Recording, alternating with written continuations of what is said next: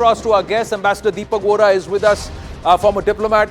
Adit Kothari, founder Indic Society, joining us from the UK. Puneet Sahni, activist, is with us, and Anand Ranganathan, author, stays on this edition of The Right Stand. Puneet Sahni, first to you.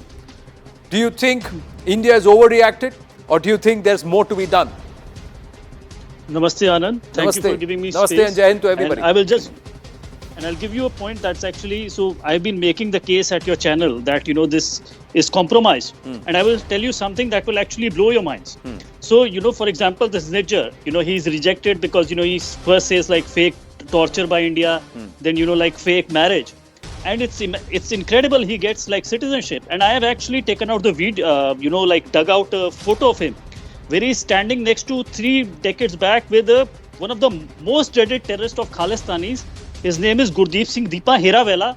And the Khalistani wiki says he has been involved in like 24 really, really gruesome activities, and he's responsible for hundreds of murders. So how did this get citizenship? It actually shows the system is compromised. And I give you another example how it is compromised. In 2017, so this is, I'm telling you, just when this Nijjar got in 2017, IG of CRPF, his name is Tajinder Singh Bhullar. When he visited Canada, do you know what happened? They interrogated him for 2 days. And then they gave him a letter that, CRPF is involved in human rights activities and all these human rights abuses and genocide, and kicked him out of Canada. He was deported. Do you know this? In 2007, they were doing with the CRPF, and at the same time, they were giving to Khalistani, who has a record of, being next to these people who have killed hundreds of people in Punjab. So that's what I've been making. This Trudeau is first, ideologically committed to them, but also this entire system is being compromised by WSO. It is like a Muslim Brotherhood-like organization. And the only way move forward, we have to reduce the cost on us. We are not responsible for Canada. We have inflict. But Canada cannot be improved very fast, and we have to ban WSO as soon as possible. Known for your straight talk there, Puneet Sahni. There are others too, जो सीधी बात करते हैं, who are on the platform tonight. So let them say what they have to say, because मैं सुनना चाहता हूँ. Amazing to hear these perspectives. Ambassador Deepak Vohra, sir, Namaste, Jai Hind. Your thoughts, sir. What should we do? Is our response overt, or have we just begun? Thank you very much, sir. Always a pleasure to be on your channel and to listen to you. Sir, you are one of our best. I've heard what our young friend has to say. I cannot disagree with him. I know Canada well. I've served in the United States. This fellow, just out Trudeau, is a strange character. When he arrived in New Delhi for the G20 summit, he was looking very constipated and unhappy. Apparently, his wife had just walked out on him. Plus, he was under all kinds of pressure. He's not his own master.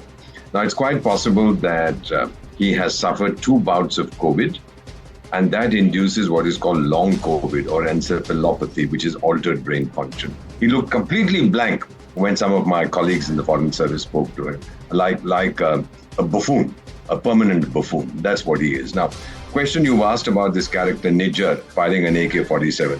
Let me tell you also, he got it on Amazon, sir. Amazon.Canada. That's where it's available. What kind of a joker is this character Trudeau? What kind of narrative is he trying to sell? When an Indian plane gets blown up, they take 20 years, even though their own courts say that all kinds of funny things were planned, etc. Canadian intelligence knew about it, but did nothing. Then, when Nijjar is eliminated by whoever, suddenly they swing into action, say, Nijjar, he should have got the Nobel Peace Prize, and why has this guy been eliminated? And there are credible allegations. What kind of term is that? Credible allegations? I have seen credible evidence, visual evidence of the fact that Trudeau is an ass. What does that mean? It's a credible allegation of the potential that India would have been involved. The man has lost it. Obviously, he's not even drafted this, because I believe he's been to school and to college. I don't know if he ever got a degree, but this kind of language is not what we use in diplomacy. Finally, sir, this man because of his approach and attitude, I'm not just talking about India, he's managed to mess up his relationship with all the big powers. You remember he was captured on camera mocking the former American President Donald Trump. He has been hurling gratuitous abuse at Vladimir Putin. He screwed up his relationship with Russia. The Chinese fellow took this fellow's pants off in Bali, and now he's messed up his relationship with India. He is an equal opportunity offender. The sooner Canada gets rid of him, the better it'll be for Canada and for the world. Canada's system is so rotten that it should be discarded. Sir. Canada should be called out. Justin Trudeau's father was the Prime Minister of Canada when the Kanishka bombings happened, and they ignored those warnings outright. They ignored those warnings, and that bag suddenly passed through, an anonymous bag passes through a security check machine that fails at that particular time, and innocents died. And they did nothing about it. The Canadian Intelligence Services, Anand Ranganathan, we believe at that time erased audio recordings to showcase, to actually do away with concrete proof that the Indian intelligence agencies had submitted to them, and they also had it in their possession. So shocking. But this seems to run in the DNA of Canadian administration. Or is that too much of an excessive statement? I just wanted to say that my new look is because I've just been to Guruvayur. So I give blessings from the Lord to all of you, sir. Thank you, sir. You are the elder, and I those surrendered my hair to the Lord Krishna. Those blessings are always welcome. Yes, Anand Ranganathan, and then Adit Kothari. Yeah. Yes, the DNA not only runs in the administration, unfortunately, it's in the family as well. In 1985, Anand, as you just said, Khalistanis blew up Air India Flight 182, killing 329 innocents. Miss Amarjeet Kaur, the widow of the ex-Indian Air Force and AI-182 pilot Captain Bhinder, SS Bhinder, claimed justice wasn't done. Our fight is ours alone, she said, crying. But she was right. All accused had walked free. And you know why?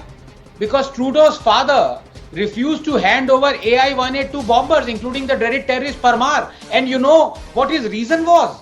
That India, quote, is not deferential enough to Her Majesty the Queen, unquote. This was his father. Fast forward to 2023 and we have Trudeau Jr. at the helm. But as you know, Anand, an apple never falls far from the tree. Justin Trudeau, just like his father did 3 decades ago, is kowtowing to Khalistani terrorists just to placate the increasingly influential vote bank. Honestly, Osama bin Laden should have taken up Canadian citizenship, because had he done so, he would still be alive. Quite possibly lounging about in a villa in Ottawa, just off Sussex Drive, with his 5 wives and 24 children, munching pizzas, guzzling non-alcoholic cocktails, watching CBC report on Canadian and American governments expelling each other's diplomats in an angry tit-for-tat. And as for hypocrisy of Trudeau, he is the same guy, Anand, who congratulated America for killing al-Zawahiri. He said, quote, "Killing of Zawahiri is a step towards a safer world. Canada will keep working with our global partners to counter terror threats," unquote. But when it comes to someone that India is designated as a terrorist, someone who was heading a terror outfit, who bombed and assassinated innocents, then suddenly Trudeau enters into an apoplectic fit. And this despite the fact that Nijjar was in Canada for more than a decade before he obtained Canadian citizenship. How? India had repeatedly demanded his extradition and was repeatedly denied. Why? Why was Trudeau quiet, by the way, when ISI killed a Baluch activist? Let's face it, Trudeau is the Rahul Gandhi of Canada. Both are unabashed dynasts, both jump into issues without knowing an iota about them, and then both leave it to their dynast, au pairs, to disentangle them from the ensuing mess. Forever with an eye on the vote bank, the Canadian Gandhi, much like his Chinese Gandhi counterpart here, revved up with a Kumkar bandana and kirpan by his hip for the Gurdwara run, like the temple run here. Earlier, Trudeau had displayed his monumental ignorance when he supported the anti-farm bill protest, without realizing that our farm bills, Anand, were all about giving the farmers a choice, like what Canadian farmers have. That's how progress and development happen, through evolution, Darwinian competition, through expunging monopolies and an overbearing state, through morally just capitalism. Trudeau has it in Canada. He didn't want it in India. But that's not what this is all about. Look, finally, just 1 minute.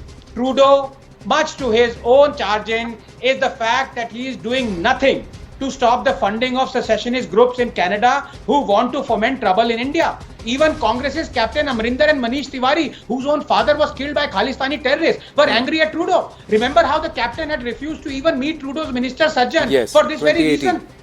Yes, and now the attack on our temples, our embassies, and making of kill lists, the grisly tableau showing Khalistanis gunning down our ex-Prime Minister. And what does Trudeau do? Give patronizing sermons saying Canada stands for free speech. Rubbish. Our spine is now showing the true colors, and I'm very thankful for it.